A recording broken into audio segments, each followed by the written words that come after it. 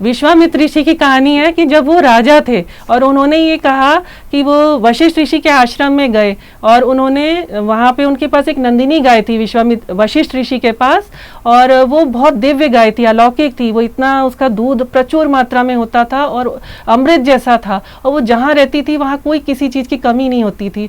तो विश्वामित्र जो राजा थे, उनके अंदर पूरी सेना थी, उनके अंदर बहुत अहंकार था कि मैं कुछ भी कर सकता हूँ। तो उन्होंने ये कहा कि मैं तो ये गाय ले जाऊंगा, मुझे आप ये गाय दे दीजिए। पहले तो विनम्रता पूर्वक बोला। जब वशिष्ठ ऋषि ने कहा कि नहीं, मैं ये गाय नहीं दे सकता, तो उन्होंने अपनी पावर दिखाई कि मैं तो इसको ले जाऊंगा।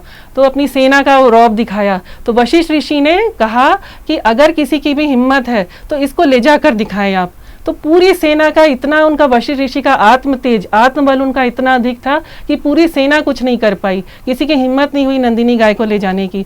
तो उस समय विश्वामित्र ऋषि को एहसास हुआ कि कितनी भी शक्ति हो, कितनी भी पावर हो हमारी, कितना भी धन बल जनबल हो, लेकिन अगर हमारे पास आत्म तेज नहीं है, आत्मबल नहीं है, हमारे पास विवेक बुद्धि नहीं है, तो हमारा सारा कुछ व्यर्थ है। तो उन्होंने फिर तपस्या की और फिर वो आत्म तेज, आत्मबल संपन्न बने। और एक रामधारी सिंह दिनकर की कविता, आप उसको पूरा याद कर लीजिएगा, उसकी कुछ पंक्तियां मैं सुनाती हूँ।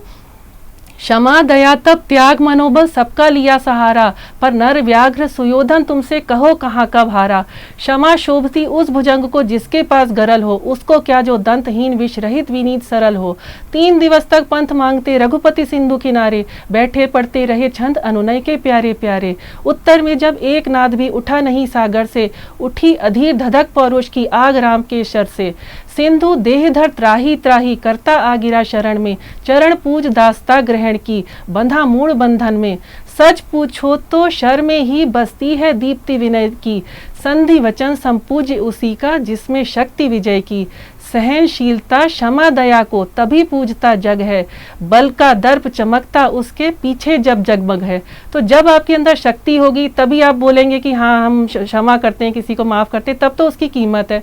जैसे भगवान बुद्ध ने, उनके पास सब कुछ था, तब उन्होंने त्याग किया तो उसका महत्व है। अब भिखारी कोई बोले कि मैं त्याग कर रहा हूँ तो उसका कोई महत्व नहीं है। इसी तरह जब आपके पास शक्ति होगी, पावर होगी, आपकी योग्यता होगी, इतना आप होगे समर्थ, तब आप कुछ निर्णय लेते हो, कुछ कहते हो, तो उसका ही कीमत है, उसकी वैल्यू है। लेकिन आपकी कुछ खुद ही कोई अपना कोई योग्यता नहीं है, कोई अस्तित्व नहीं, कोई विवेक बुद्धि नहीं है, कुछ भी कभी भी कुछ भी कर रहे हैं, साधारण जैसे जी रहे हैं, तो आपकी बात का कोई भी मूल्य नहीं रहेगा।